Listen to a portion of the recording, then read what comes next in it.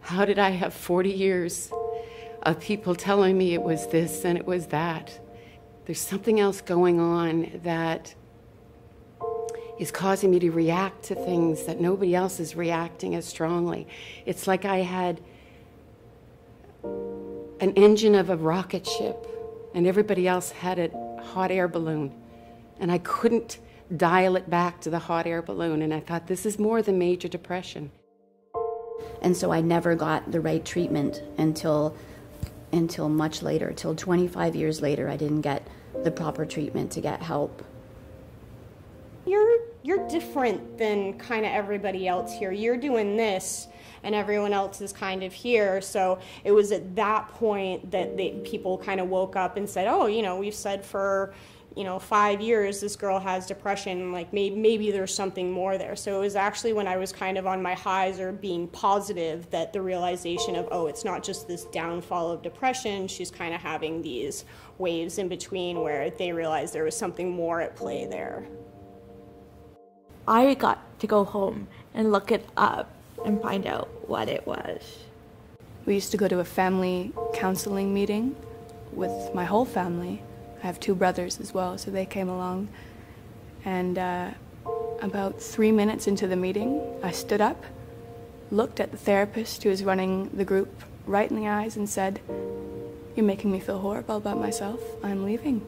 And I left. I never went back. Back then, I felt so empty all the time. And it was so hard to breathe. Like, breathing hurt physically and emotionally. And it was so exhausting. Like, getting up in the morning and opening my eyes, and I'd just be like, oh, I'm alive, and it's exhausting, and it hurts. And everywhere I walk and everything I do is just meaningless and pointless. And like living and being alive, it hurt so badly. Imagine being a person who gets dropped into a village in a foreign land. They don't speak your language. They don't eat your food. They don't understand your experiences. So, well, how could you be alone? But you're alone because you're not understood culturally, contextually, philosophically, emotionally, and all of these sorts of things. And so it's that kind of an experience, because your emotional experience is so intense, because your activity is so much. How do you explain that to someone? And it's a misunderstanding, a lack of connectedness along those ways. Back then, a bad day for me was waking up in the morning and wondering why I feel so overwhelmed with these feelings. I felt distressed. There's times my heart would feel like it was crushing. I would cry, and I wouldn't understand that. I felt alone. So it was very difficult, and I didn't understand what was going on. But back then, I just wanted to understand, why do I keep on crying every day? Why do I have to feel like this? And I hated being myself back then, because when you don't understand, you get confused about who you are. And that's how I felt. Just because I wanted somebody to understand. That was all I wanted. But it was never given to me. I do feel crazy because I feel like I'm acting very rationally based on all of these thoughts in my head. But when people can't understand what's going on and can't see all of these thoughts that are behind my actions, it's very, very hard, because I do feel crazy, and I don't like using the word crazy, but I feel like I should be in a straitjacket. I feel like I'm going back to a time when I should be locked in a padded room. It's not so much the fear of abandonment, it's the extreme reactions to fearing that abandonment. Now, the problem with people with borderline personality disorder is that they at times can fear abandonment even when it's not there. I think I had a lot of abandonment issues. I got into relationships because I was lonely and I needed the attention of somebody and the love from somebody to make me feel whole. I dealt with a lot of feelings of emptiness, and so I was just looking for somebody to fill that. And even though I was with people, I always feared that I was going to lose them. I got jealous really easily because I wanted to be their one and only, like they were my one and only. People with BPD, we use the term like favorite person, because when you're in a relationship with somebody and you have BPD, they just become your everything. And they're all that matter. And I idolized a lot of my relationships, even though they weren't the best for me. I idolized a lot of people who didn't really support me or, you know, weren't there for me when I was going through my hardest struggles. You know, I just canceled a coffee date. Like, I don't understand why, you know, you're reacting like I just broke up with you kind of thing. But in my head, that's what had happened. And so I would push them away because I became so, you know, high maintenance as a friend that I ended up doing exactly what I was scared of, in terms of I was so scared of everyone leaving me that I would push them to leave me. And looking back, I realized I did that a lot. When I was with my boyfriend, there was times when one day he had to go to work, and something in me, I thought, he's never going to come back, and I attempted suicide just to get him to stay home. So one of the tragic statistics is that it really is a very lethal condition, and that in historical populations, one of the data points that we had was that in people who required hospitalization, about 10% of people with borderline personality would kill themselves. And so when a person with borderline personality disorder says that they're suicidal, it is imperative that the mental health professional or the family member take them absolutely seriously. And a close cousin to suicidal behavior is self-injurious behavior. And I know that when I was trained as a doctor, a lot of people would come in with self-injury, and they'd often be left to be the last people in the emergency room to be treated, because it was considered to be manipulative, attention-seeking, quote-unquote, a cry for help. And it turns out that research shows that that's rarely the case. You know, this like cut on my arm, so many people would call it a cry for help, but it was my way of regulating my emotions, regulating how I was feeling, giving myself something else to focus on. In a way, it was my coping skill. It was actually my way of staying alive. I think, you know, the pain is so great that you want to do anything to make it go away, make it less. Substances, cutting, all of the self-harm, overdosing, even for a brief moment, if you can feel better, just a little bit, it's worth it in the moment. And so self-harm is a desperate way of making the pain stop. And often we cut ourselves because, you know, feeling a pain on the outside of our body is easier to deal with than the pain that's inside our body. If I was happy, I would just do it because I was just feeling something and I didn't want to feel that. And sometimes it's just a cry for help. For me, I would just do it so much and I didn't get any help. I did it on my face just to ask for help, and I didn't know how to. And I would do things and I would do them right, and that's why people never thought that I was sick, because I do my stuff and I do it right and I do it well. You know, I'm put together, I'm always smiling, because that's how I cope. I smile and I laugh, and you know, everyone's like, oh, but you're such a happy girl. And no, you haven't seen my scars, you haven't seen my arms, my legs. You know, you can't feel that emptiness and that pain all the time, that it hurts so badly. And that was only 3 years ago, that's how I felt. I hurt myself physically in a way to release the emotional pain that I'm feeling. So I try to change my emotional pain into physical pain, and that I can heal. I was the opposite of okay. I would think about ending my life multiple times throughout the day, and it was excruciating pain that words cannot describe. And I would pretend that everything was okay, and nobody knew any different until I came home, closed the door to my room, sat down in my bed, and then everything just came out. And I would cry and scream and ridicule until I fell asleep. That was a normal day.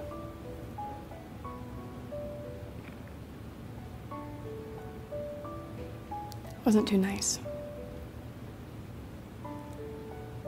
I mean, I can't speak for why other people do it, but I mean, my thought is that you know, people are hurting. They're just hurting, and they just need to do something to let other people know, I'm in pain. I'm in a lot of pain, and I don't know how to make sense of this. It all started with me like bashing my head into a wall. I would get so mad and frustrated, and I didn't understand why I was crying, so I would literally just hit myself. And so that escalated into, I realized that was the thing that could stop me from emotionally crying, which was very backwards. But it was like, well, I gotta go up and show face to dinner, and I can't stop the tears. So if I punch myself in the face, the tears will stop. And so that developed into cutting, and as well as I started heavily using alcohol. I just wanted my brain off. To me, self-harm isn't just a razor and a wrist. It shows itself in so many different ways. I see that now, my behavior of constantly needing male companionship, that was self-harming, because I couldn't be alone, and I couldn't be alone with my thoughts. I couldn't sleep alone. Spending, all of that was self-harming. And the reason I did it was because I needed to feel something, or I needed to feel nothing. And because people with BPD, we feel so much, and we feel things so heavily, that it's really nice to have a second where it's like, oh, okay, I have, and those moments are so rare to us. So I think that if I had a child who had borderline personality disorder, I would certainly want them to start in dialectical behavior therapy, just because the evidence for a lot of the behaviors that we've been talking about is the most robust. I truly believe that DBT has saved my life. I think it's so essential to day-to-day life. I feel like it shouldn't only be people with emotion dysregulation. When you look at the interpersonal effectiveness skills, and it tells you how to have an argument with someone without fighting, and it tells you how to get what you need while still keeping in mind that the other person is their own person. And it helps you frame things instead of, I want this now, why aren't you doing it? It helps you fully understand the whole situation instead of just your point of view, which can sometimes shift how you even look at the things that you want. And it's like, do I really want this? Is it reasonable? And it makes it easier to determine your values, your goals, and all of that. Having this peer group of people who I didn't have to justify myself to. I didn't have to explain where these thoughts and emotions were coming from. If they saw cuts on me, they didn't care, they didn't look, they weren't, they had their own stuff going on. So this idea of mindfulness is twofold. One, for the patient to be able to really drill down on what is actually happening to me right now. Now, it's almost antithetical to thinking about borderline personality disorder, because people with borderline personality disorder can have so much dysregulation. But as we talked about earlier, these are episodic moments. And so this idea of being able to catch them as they arise, these dysregulations, this upsetness, much earlier on is going to be very important. And then for the clinician who practices mindfulness to see their patient in love, to see them as a human being who is suffering with compassion, and then to be able to sit there and treat without judgment is just a wonderful thing. I even use mindfulness when I do the dishes or clean the house because I never thought it would be very soothing just doing the dishes. It is something you need to practice. And you don't have to like practice. You're not gonna like practice all the time. What it's allowed me to do is to almost take like a little mini mental break.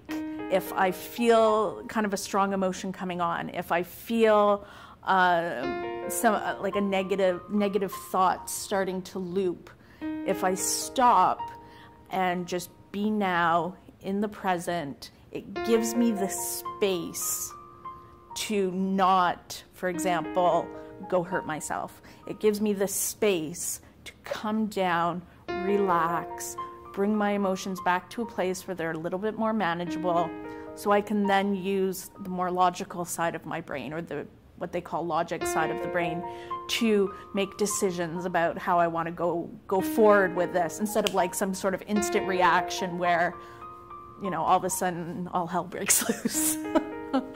I'm always checking in with my body, sensing my body, kind of noticing where I might be feeling a little tense. And for example, if I feel tense in my chest, I know that I'm more anxious, whereas when I feel it in my stomach, I'm very nervous, whereas when I feel it in my head, I'm very angry. And so I'm always checking in with my body to make sure I do know what I'm feeling, because it's when you don't identify how you're feeling, you can't solve a problem that you don't know exists. Mindfulness made me just calm down. My breathing techniques helped me. I would feel the pain inside, but then I would radically accept that, and I would start to breathe, which helped me to feel easier inside. It got rid of the pain. You take a deep breath,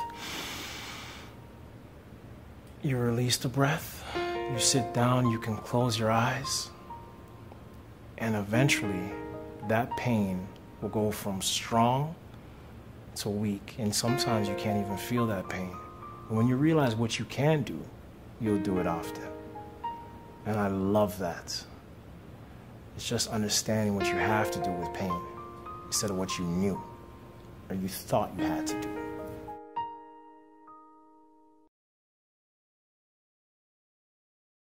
I think the most common misconception about borderline personality disorder is that people think it means like multiple personalities.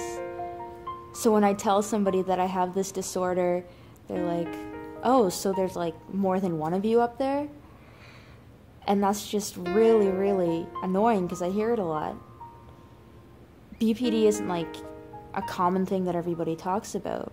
So it's kind of like the elephant in the room when I bring it up because nobody knows what it is. They have their own assumptions. And it bothers me the most that people are like, oh, so multiple personalities. What does that mean to you? And it's kind of hard to describe, you know. No, it's not multiple personalities. It just means I get emotionally dysregulated. There's one of me in there. She just has many different sides to her, but I'm still one person. There needs to be more awareness, especially since BPD is such an unknown diagnosis.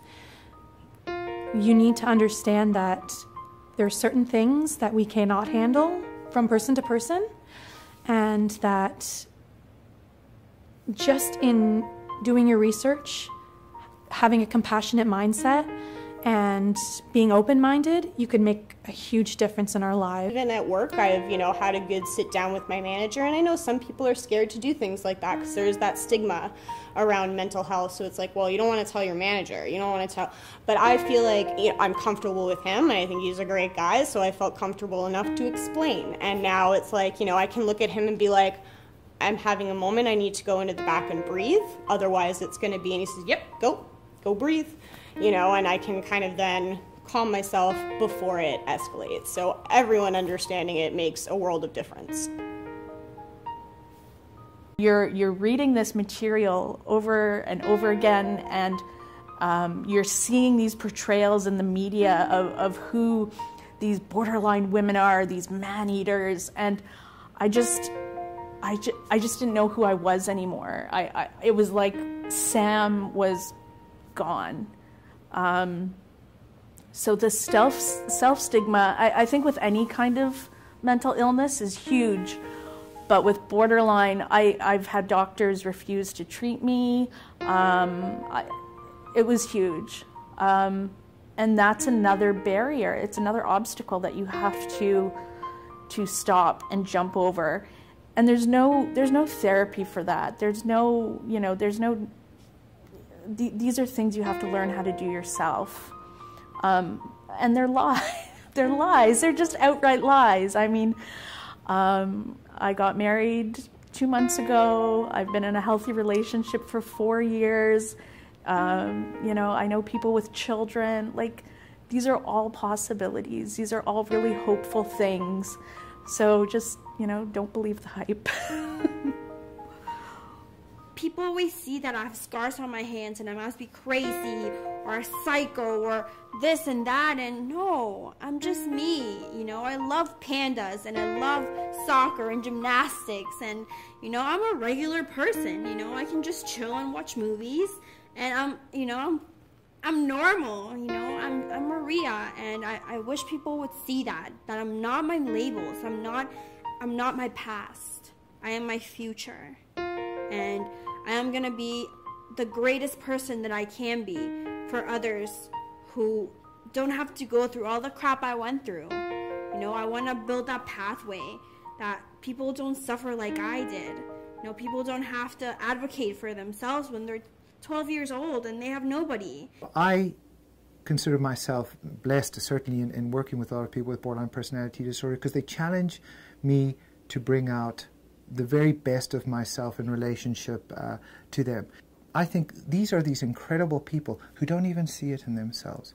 And if they can get to see how wonderful they are, that they are not second-class citizens, that they've labeled themselves that way, maybe because of things that have happened in their past, but that there's greatness within them as there's greatness within all of us, that they are as essential to the universe as any one of us is.